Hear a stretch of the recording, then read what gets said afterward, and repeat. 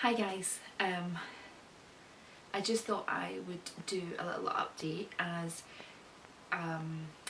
yesterday when I had my scan at the hospital they decided that the follicles were all of the right size and I had enough to have my final boosted injection,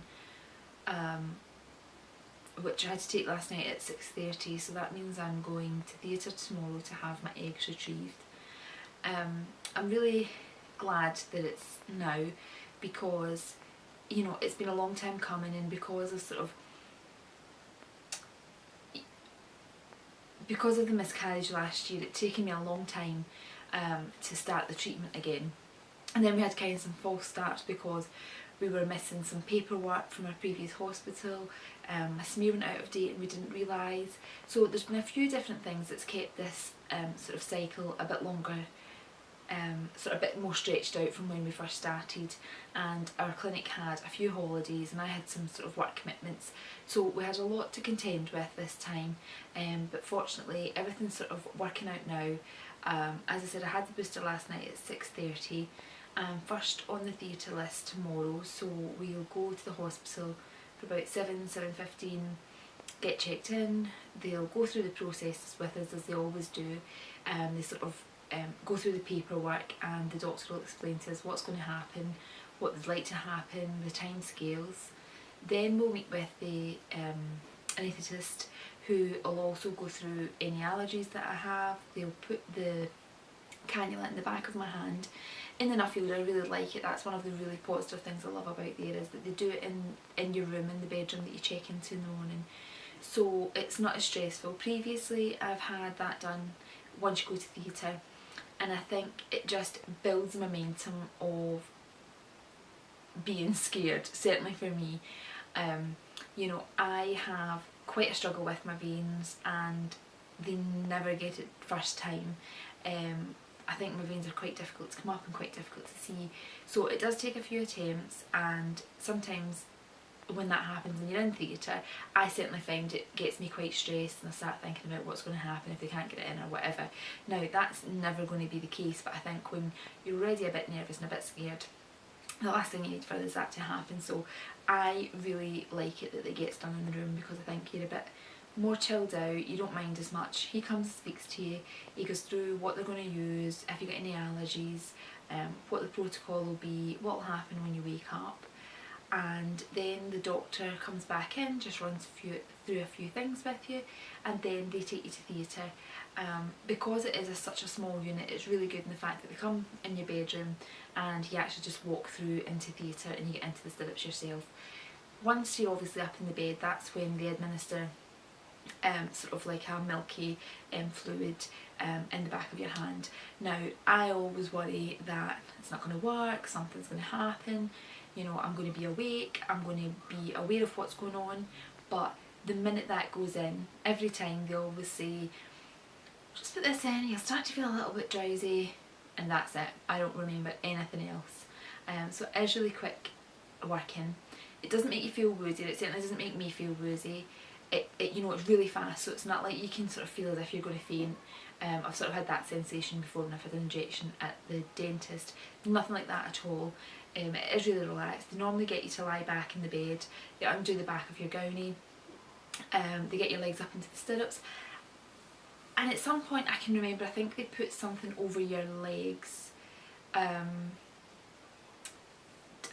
don't know what it is, but I remember something going over my legs, and then they put you up into the stirrups. But at that point you don't know anything. The next point, or the next time that I've came awake, is when I've been back in the room. Sometimes I've came awake when I'm in the trolley and they're taking me back, but certainly when I've been at this clinic, it's been when I've woken up in bed. They normally come and check you, make sure you're okay, take your blood pressure, some different vitals they take, and if you're feeling a bit sickly, which I tend to happen, I've just always asked for extra anti-sickness, which your cannula's still in place, so they just top that up and give you any pain meds if you need it then and there, rather than sort of leaving you, and then in some places I've been, they leave you and then they say, are you in pain, and then they maybe give you like paracetamol or whatever sort of that you have to take orally. But I think because they do it in the cannula in the back of your hand, it's really fast acting. Then they just say take your time, come to. They let you order off the lunch menu. I never really felt like eating, but tomorrow I think I'm really going to try. I said to my husband earlier today, please try and make me eat something, because I think when you've been fasting from the night before, you go to these, you come back, you're really not feeling like eating, so by the time late afternoon comes, I certainly have been really nauseous, and then the minute I've eaten something I've been sick, and I think that's just due to the fact that you've went so long without eating anything or having a drink of water.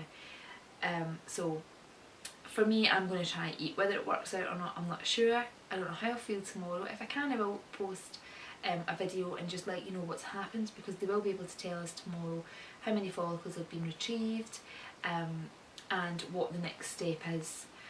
We're hoping to do a 5-day blastocyst, which means the follicles and eggs will be matured in the lab, and then they'll be put back in day 5, because in day 5 they can certainly tell a big difference between day 3 and day 5, which is going to be more successful. Now, it's not guaranteed, but they can tell you that they've doubled at the rate that they should have.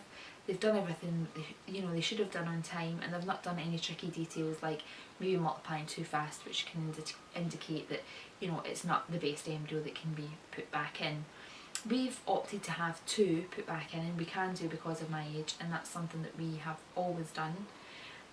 We pray for a frozen, which I think everyone does, just as a little backup, but obviously just to get enough eggs, enough embryos, and to have them implanted is the main outcome. I think everyone just always hopes at the back of the mind they're going to get a little frozen snow baby, so that that's always an option later down the line.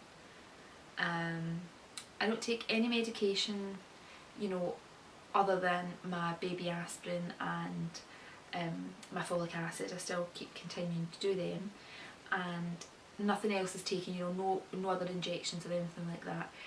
I don't really know the protocol tomorrow, because it's been a long time since I've been at this specific clinic, and I've never prayed privately at this clinic, so I don't know if they maybe do things a bit differently from what they do from when I was in the Glasgow Royal. But if they do anything, obviously I will update you and let you know, so that you are fully aware of what happens. We'll need to leave home about 6:30 tomorrow morning, so it's an early start, so I'm just planning on going packing my bag just now, getting an early night hopefully, and then when I'm up in the morning I can have my bath and just be prepared. I'm sure any of you who've gone through this or about to start, the hospital does give you like a little pamphlet to say what to bring with us, and what they suggest is a bathrobe, just really to cover you up in case you're walking through to theatre, some slippers, you can take your iPad and a magazine just to kind of occupy you. In recent times I've not been first on the list, so I've maybe went in at 7 and not been taken till 11, so that time is a killer, and although you can't really concentrate, it is good to have a magazine to flick through, or your iPad to go in and watch a movie or something like that. It's the video, so I'm not going to go anymore. I'm just going to say thanks for watching. If you could give me a thumbs up, that would be amazing. If you could subscribe, I would equally be thankful for it. Take care guys, and I'll speak to you soon. Bye.